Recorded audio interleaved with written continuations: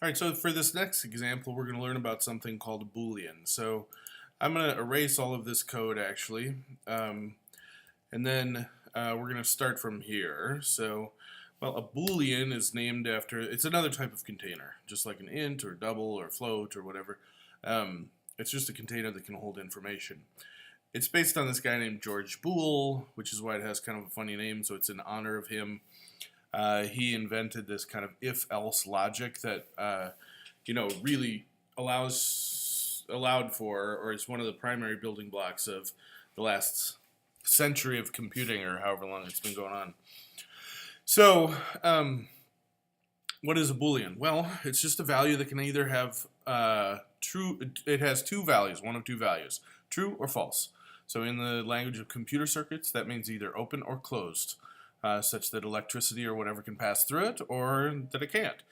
And so it's very useful because it's highly efficient. It only requires one bit of information, one little teeny switch, open or closed, to remember its job. So if we create a boolean, we're going to create a little simulation of passing a class or not. So is passing, and we're going to set that equal to false, just to give it a value at first. Boolean is failing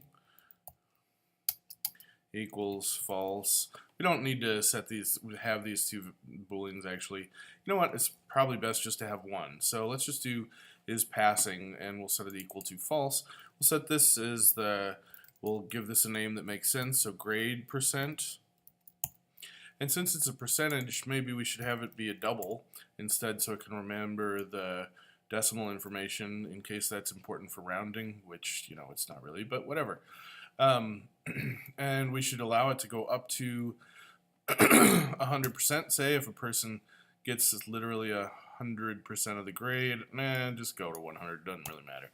All right, so we're going to use this grade percentage to set the value of is passing to true or false.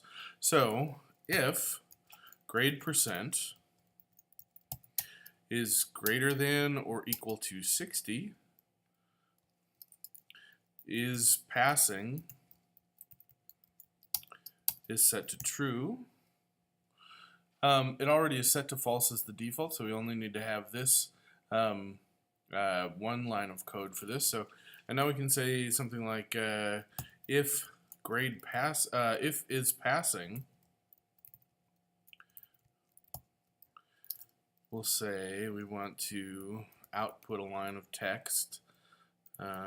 We'll set the background here to whatever, to 255.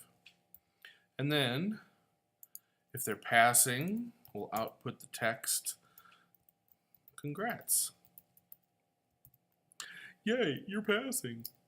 At 20 and 200. And then else, if they're not passing,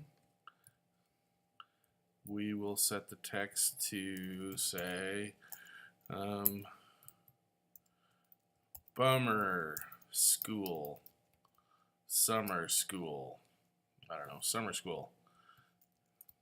Summer school, yay! 2200. All right, so we should set the fill color to black, although I think it's black by default, just so our text will show up. And so now we can, if we run our code, we can generate a choice that just kind of illustrates Boolean statements. Now, it doesn't matter summer school, so that is not passing. And let's see if we can generate the other one. Congrats. All right, so how did I write this like this? Well, like I said, anything in here only has to evaluate out to true or false. And so what is the value of a Boolean? Well, it's either true or false. So you don't have to say equals anything, because if you just say is passing, that means if it's true, write this, else this. Or you can, at the beginning, if you want to try and, if it helps you to see it, you can write out equals equals true. And this is the same exact thing, it just is sometimes helpful. to write it this way, especially at the beginning. All right, so booleans can be very useful and are used constantly in all programs. Every social network thing, every program that you've ever used uses booleans extensively because they're highly efficient and critical for decision making. So you got to get really comfortable with the idea of the boolean, the on-off switch.